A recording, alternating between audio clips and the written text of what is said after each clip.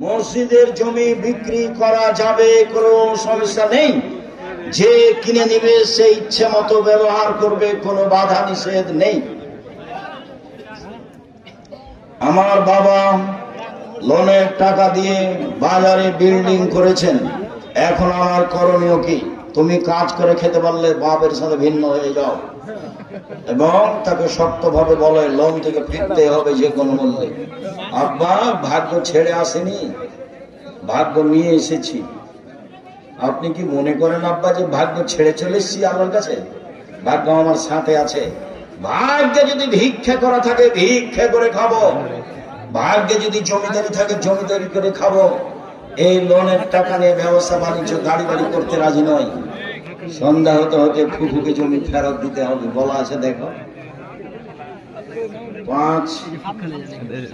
পাঁচ কালেমা কি?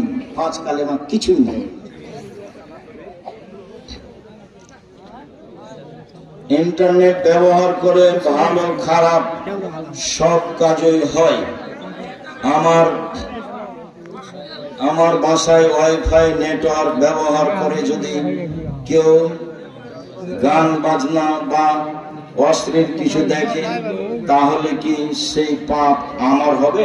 আপনারই হবে। বড় ভাষণ থাকে যেন জামিয়া সালাফিদের সব কর্মচারীরা ওয়াইফাই রাখে। আমার শক্তভাবে বলা আছে 19-20-এর জন্য জবাব তোমাকে দিতে হবে। মাঝে মধ্যে বৈঠক করি, ওয়াইফাই এতগুলো বিলই আছে, মনে হয় কত 16,000 টাকা মাসে বিল আছে।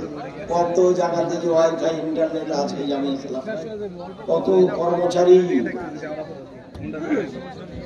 শায়েখ আমাদের একটি মসজিদ আছে,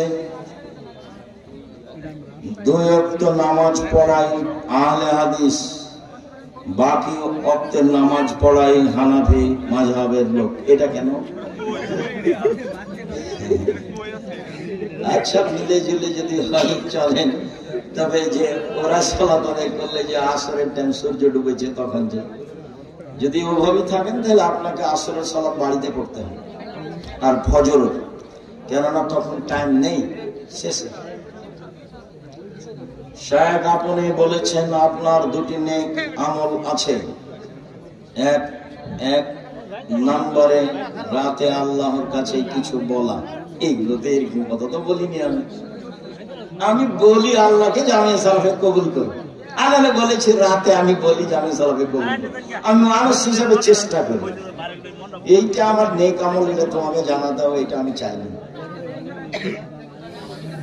তুই তাহলে কোনটা? তুই